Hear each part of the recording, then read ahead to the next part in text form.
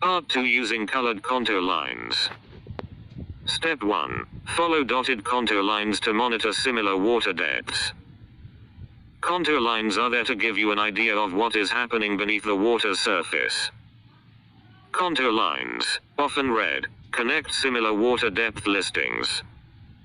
This has the effect of dividing areas into shallower and deeper waters.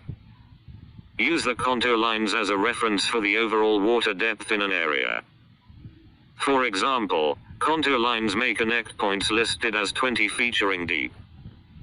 All of the points inside those lines are even shallower than that.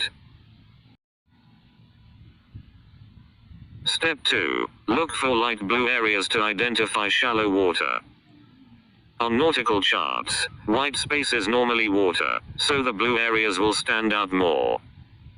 Shoals and other shallow areas are blue.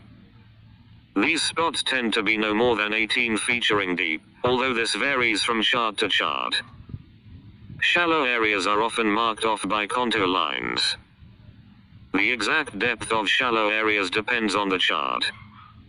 Some charts color in areas under 3 fathoms, while others mark spots less than 1 fathom deep.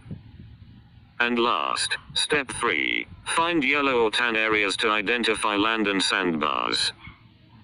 Dry land will usually be inside a contour line, but not always. Pay particular attention to any tan spots in the middle of water channels. Sometimes these spots are submerged and can damage your boat, especially in shallow water. Land is always a light color to distinguish it from water and other navigational aids.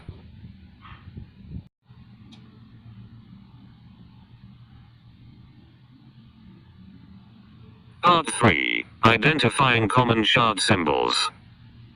Step 1. Use the compass rose to identify the direction you are traveling. The compass rose is a series of 3 circles surrounded by numbers.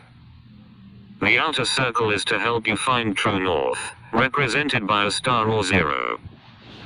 The inner circle points to the magnetic North Pole at the time of the chart's printing. You can use a magnetic compass to navigate with the compass rose as a guide. Keep in mind that the magnetic field over the Earth changes over time, so you will need a magnetic compass or an updated map to make use of the compass rose. Step 2. Follow red and green buoys for navigational guides. These buoys mark water channels. The colored circles you see on a chart correspond to buoys you will see floating along the channels as you travel. Travel markers are numbered, making tracking your route easy. Red markers show the right side of a channel, while green markers show the left side. The different colors keep you oriented no matter which way you travel. Step 3. Look for anchors to find anchoring points for boats. The anchor is a familiar symbol on charts showing waterways close to land. An anchor means you can let down your boat's anchor safely in that area. Anchoring points may be labeled with numbers or descriptions to describe what kind of boats are allowed to stay there. For example, an anchor point marked DW means deep water. Only deep water vessels will anchor there. A number like 24 stands for 24 hours, so you can only keep your boat in the area for a day at a time. Step 4. Note rocks and other dangers circled on the map. Dangerous obstacles like rocks and shipwrecks are all circled. Some circles are dotted, meaning that the obstacles are submerged. If the lines are solid, the obstacles are at least partially above the water. Many modern charts now mark these spots in purple. Obstacles are generally represented by circles with symbols like asterisks and plus signs.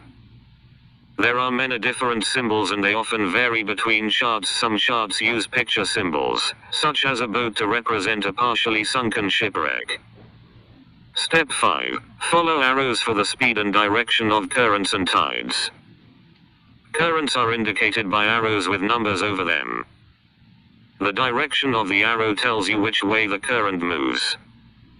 The number lets you know the water speed in knots. Currents and tides change all the time.